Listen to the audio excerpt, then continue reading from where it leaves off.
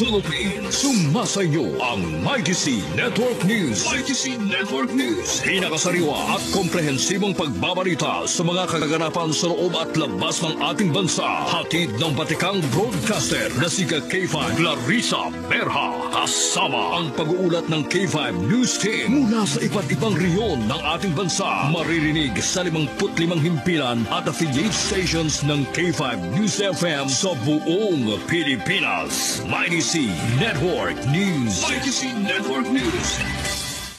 Network News. Mighty C Network News. Headline.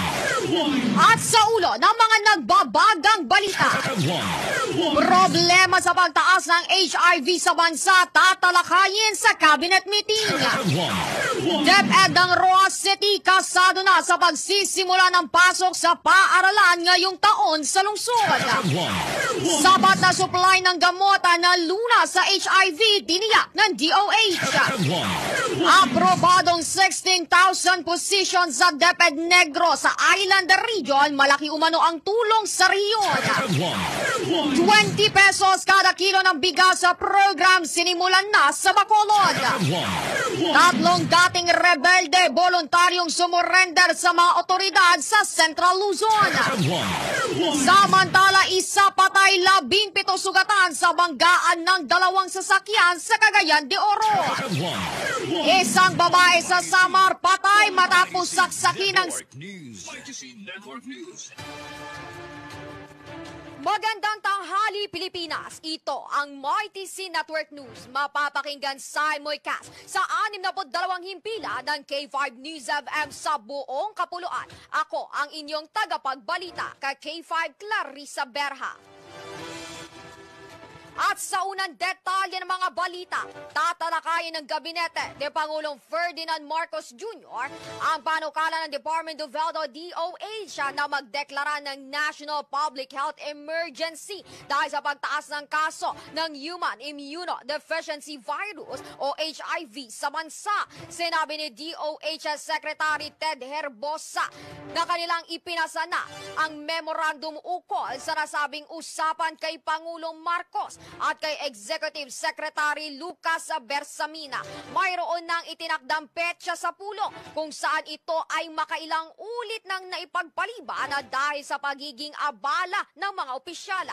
Kapag naideklara ang National Public Health Emergency ay babalangkas ng programa ang DOH para tuluyang mapababa ang kaso ng HIV. Network News. Network News. Samantala, DepEd ng Roxas City kasado na sa pagsisimula ng pasok sa paaralan ngayong taon sa lungsod. Detalye ng balitang yan, hatid ni K5 Angel May Ciudad. Nakahanda na ang School Division ng Roxas City sa pagbukas ng klase ngayong June 16, 2025. Itong binahagi ni Dr. Renato T. Ballesteros, Roxas City School Division Superintendent, sa isang press conference. Aniya, magsisimula ang Brigada Eskwela sa June 9 at magtatapos ito sa June 13. Ang Brigada Eskwela ay isang taon ng kaganapan na isinagawa ng Kagawaran ng Edukasyon upang ihanda ang bawat paaralan sa opisyal na pagbukas ng klase. Samantala, mariing ipinalala ng opisyal na hindi humihingi ng solicitation ang DepEd sa mga magulang para sa pagbukas ng school year na ito. Para sa Mighty C Network News, ito si K5 Angel May Ciudad para sa Kampiyon na Balita, Serbisyo Publiko at Kasiyahan sa Probinsya ng Capiz, K5 News FM. Network News. Mighty C Network News. Tuloy-tuloy pa rin tayo mga K5 sa detalye pa rin ng mga balita. Tiniyak ng Department of Health o DOH na may sapat na supply ng libreng gamot para malunasan ng Human Immunodeficiency Virus o HIV at testing kits. Ito ang pagtitiyak ni Health Secretary Ted Herbosa matapos irekomenda ng Kagawaran ng pagdedeklara sa HIV bilang National Health Emergency. Makaraang mangunang Pilipinas na may pinakamataas na bagong kaso ng HIV sa Western Pacific Region. Anya, binibigyan na ng 3 buwang supply ang isang pasyente kapag nagtutungo sa ospital at muling sinusuplayan ng ARV treatment kada 3 buwan. Network News. Network News. Gayun din, DepEd Negros Island Region Director, ipinahayag na malaking tulong ang inaprubahang 16,000 positions sa rehiyon. Ang kampyon na balitang yan, hatid naman ni K5 James Bandukillo. Malaking tulong ang kamakailang pag-aprobar ng Department of Budget and Management ng 16,000 karagdagang posisyon sa mga pampublikong paaralan. Ito ang sinabi ni Negros Island Region Department of Education Regional Director Dr. Ramil Oitico. Ayon kay Dr. Oitico, sa pamamagitan ng mga dagdag na posisyon sa mga pampublikong paaralan, mababawasan ang mga trabaho ng mga guro at mabigyang pansin ang mga mag-aaral na nangangailangan ng dagdag atensyon. Sinabi pa ni Dr. Oitico na ang hakbang nito ay magpapabilis sa pag-unlad ng larangan ng edukasyon at makakamit na ang magandang teacher-to-student ratio. Aminado ang opisyal na sa kasalukuyang sitwasyon ng DepEd ay kinakaharap pa rin nila ang problema sa kakulangan ng guro hindi lamang sa inayar kundi maging sa buong hanay ng DepEd. Umaasa naman si Dr. Oitico na sa pamamagitan ng dagdag empleyado sa DepEd ay mas mapaunlad pa ang sistema ng edukasyon sa bansang Pilipinas. Ako si K5 James de Trebayo Bandukillo para sa Kampiyon nga Balita Serbisyo Publiko Kalingawan sa Negros. K5 News FM. ITC Network News. ITC Network News. At 20 pesos kada kilo ng bigas programa sinimulan na sa Bacolod. At detalye ng balitang yan hatid sa atin ni K5 Sunshine Lacson. Tumagsa ang mga Bacoleño sa Burgos Public Market sa Bacolod City sa paglunsad ng 20 pesos per kilo rice program kahapon Huwebes, Hunyo 5. Nasaksihan mismo ni Department of Agriculture o DA Secretary Francisco Tio Laurel Jr. kung gaano karami ang natulungan ng programa mula sa mahihirap na sektor sa lungsod ng Bacolod. Ayon kay Bacolod City Mayor Albi Benitez, limitado lamang sa mga senior citizens, solo parents, mga buntis at persons with disabilities mula sa mahihirap na sektor ang ibinentang 20 pesos kada kilo na bigas sa merkado.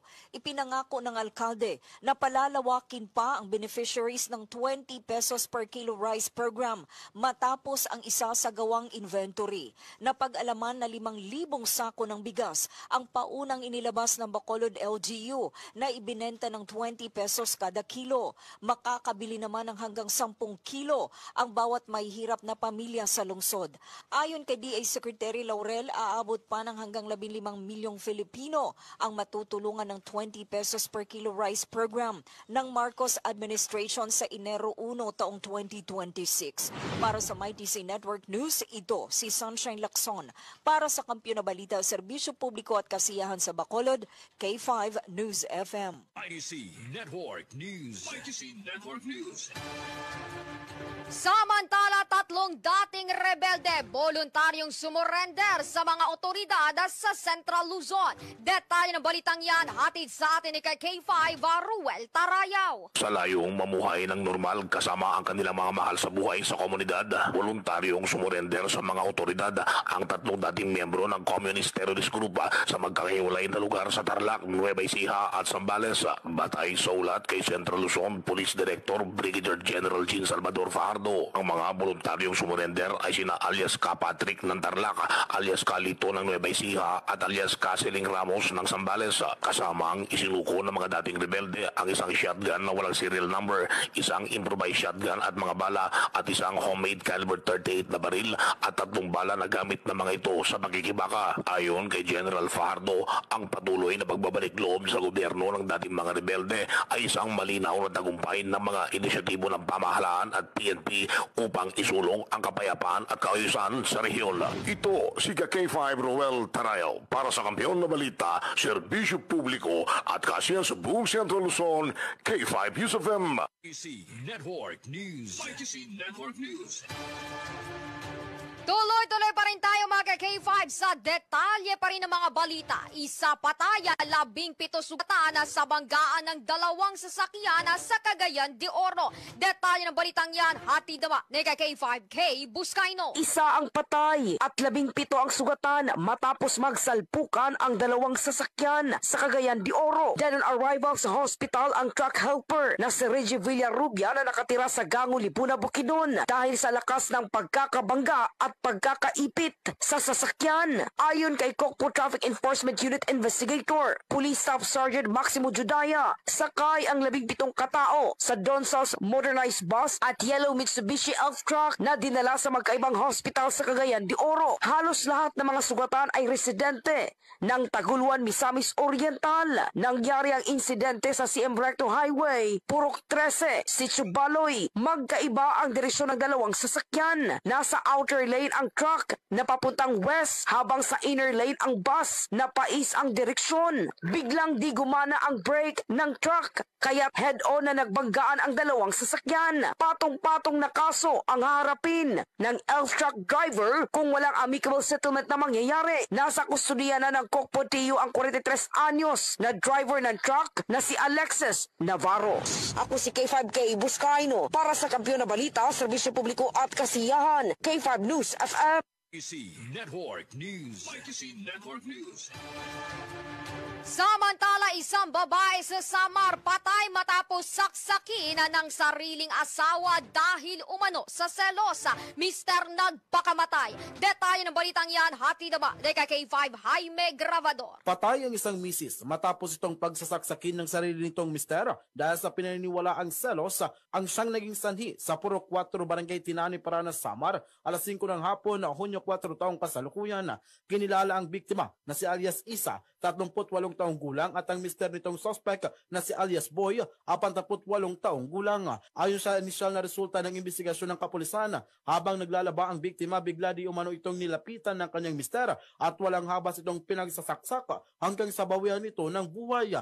Ayon sa mga nakakita sa pangyayari, nung nalaman ng suspect na hindi na kumikibo ang kanyang asawa, saka naman ito pinagsasaksak ang kanyang sarili at kinitil ang sarili nitong buhay. Dinala pa ang mag-asawa sa Rural Health Unit, ngunit dinaklara itong dead on arrival. Ayon sa mga kapitbahay ng mag-asawa, ilang araw na rin palaging nag-aaway ang dalawa dahil sa di umanong tangkang pag-alis ng misis at pinaniniwala ang pinagsisilosan ng mister. Para sa YTC Network News, ito si K5 Jaime Gravador para sa Kampiyon na Balita, Serbisyo Publiko at Kasiyahan sa lungsod ng Tacloban na sa buong Silangang Visayas. K5 News FM. YTC Network News. YTC Network News. Samantala, 21,000 pesos na halaga ng shabu nasabat naman sa Antique. Balitang hati ni K5 Family Palanog. Umabot sa 21,000 pesos ang halaga ng hinihinala ang shabu. Ang narecover sa isinagawang drug buy bust operation tinataya alas 9:49 ng gabi, June 4 sa Barangay Ilaures, Bugasong, Antique. Kinilala ang subject person kay alias Indo, 38 anyos at residente din ng nasabing barangay. Narecover sa subject person ng 3 grams ng hinihinala ang shabu at 1,000 pesos na buy-bust money. Naging matagumpay ang operasyon sa pamamagitan ng pinagsanib na puwersa ng Provincial Drug Enforcement Unit o PDEU Antique at Bugasong Municipal Police Station. Sa ngayon, nasa kustodiya na ng Bugasong MPS ang subject person para sa nararapat na disposisyon. Para sa YTC Network News, K5 Family Palanog. Para sa Kampiyon na Balita, Serbisyo Publiko at Kasiyahan sa Pilipinas, K5 News FM. YTC Network News. YTC Network News. At mga K5, dako na tayo sa ating balitang abroad. Inanunsyo ng bansang Zimbabwe na kanilang kakatayin ang humigit kumulang 50 elepante bilang bahagi ng kanilang hakbang na makontrol ang lumalaking bilang ng populasyon ng mga elepante. Ayon sa Zimbabwe Parks and Wildlife Management Authority o ZimParks, ang karne mula sa mga papatay na elepante ay ipapamahagi sa mga lokal na komunidad habang ang ivory tusk nito ay mananatiling pag-aari ng gobyerno. Ang pagkatay ay isasagawa sa Save Valley Conservancy, isang malaking pribadong game reserve sa timog silangan ng bansa kung saan may naitatalang 2,550 na elepanteng nabubuhay ayon sa 2024 aerial survey. Malayo sa tinatayang 800 na bilang ng ecological carrying capacity nito. Network News. YTC Network News. At mga K5, sumainyo ang kabuuan ng MyTC Network News ngayong tanghali. Sa ilang sandaling magbabalik na ang K5 News FM sa inyong lugar. Sa mga taga-subaybay ng K5 News FM Bacolod, antabayanan ang pagbabalik ni K5 Jean Paul Generoso sa programang 11 Mbps. At mula rito sa K5 News Center Philippines, ito ang inyong naging tagapagbalita K5 Clarissa Berha para sa kampiyon na istasyon K5 News FM Philippines.